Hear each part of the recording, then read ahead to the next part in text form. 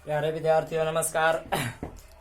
हम लोग class 10 physics प्रकाश का अपवर्तन चैप्टर नंबर 2 पढ़ रहे थे और पिछले दिनों तक हम लोग प्रिज्म से प्रकाश के अपवर्तन के बारे में पढ़े थे, उसका चित्र खींचे थे। आज हम लोग पहुंच चुके हैं अपने अगले टॉपिक लेंस पर। हम लोग का अगला टॉपिक है लेंस। तो लेंस कहने का मतलब पहले लेंस से हम लोग अवगत हो जाएं, तब फिर हम लोग को समझने में ज्यादा अच्छा लगेगा। तो लेंस कहने का तात्पर्य, लेंस वास्तव में है क्या?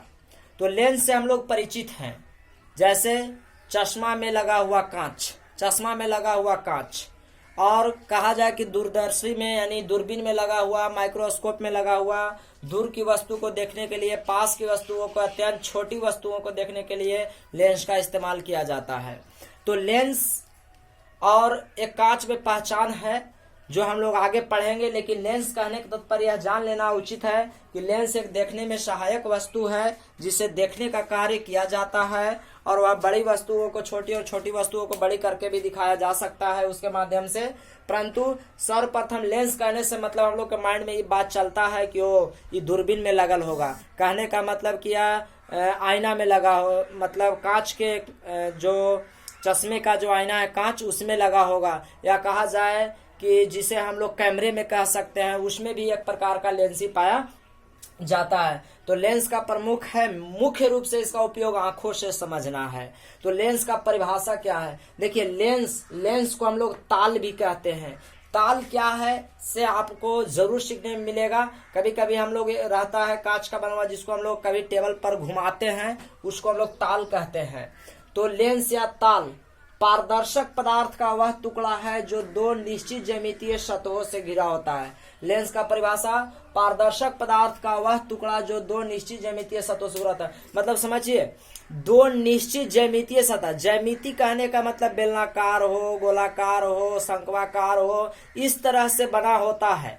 ठीक है, ज्यामितीय सतह कै गो होता है? 2 गो। और कैसा होता है? पारदर्शक टुकड़ा है। तो पारदर्शक है, इसका मतलब वह पारदर्शी है, उससे प्रकाश का आवागमन हो सकता है। तो लेंस के लिए पहले हम लोग क्लियर हो जाएं। लेंस पारदर्शक पदार्थ का वह टुकड़ा है जो दो निश्चित ज्यामितीय सतहों से घिरा होता है। नोट में हमने आपके लिए लिखा है लेंस के दोनों सतह, जो हम लोग दोनों सतह की बात कर रहे हैं, दोनों सतह या तल।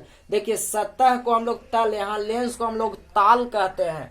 सतह, लेंस के जो दोनों सतह घिरने होने की बात कहा जा रहा है, वह चाहे तो बेलनाकार हो सकता है, वृत्ताकार मतलब गोलाकार हो सकता है, शंक्वाकार हो सकता है। आगे हम लोग और इसके विस्तार से पढ़ेंगे तो ज्यादा सीखेंगे। लेंस 2 प्रकार का होता है, उत्तल लेंस, अवतल लेंस।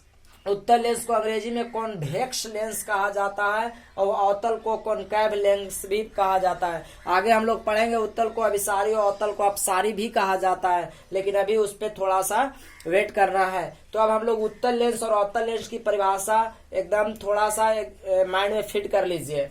उत्तल लेंस जो है, बीच का भाग मोटा होता है और इसके तुलना में किनारे का भाग पतला होता है। देखिए, बीच का यहाँ ज्यादा मोटा है और यहाँ और यहाँ पतला है। आप खुद ही देखिए, बीच में ज्यादा मोटा है और किनारे पर यहाँ पतला है। और अवतल लेंस में है कि बीच में पतला है और किनारे पर मोटा है। देख लीजिए, उत्तल लेंस बीच में मोटा, किनारे पर पतला।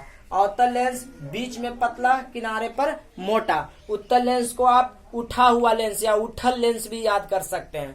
उत्तल मनो उठा हुआ। तो कहने का तात्पर्य है कि उत्तल कहने का मतलब उठा हुआ। ऐसे उत्तल लेंस आप देख सकते हैं। आप जो घर में देखे होंगे मसूरी, जिसको देहाती भाषा में कहते हैं मसूरी, जो मसूरी होता है, आप उसका आकृति देखे होंगे कैसा उठा रहता है। तो उस तरह का लेंस होता है उत्तल लेंस। फिर से एक बार मैं आपको बता दूं, उत्तल लेंस की आकृति कैसा होता है? मंसूर, जो मसूर होता है ना, मंसूर की खेती की जाता है, वह एक तरह से उठा हुआ आकृति होता है इसका।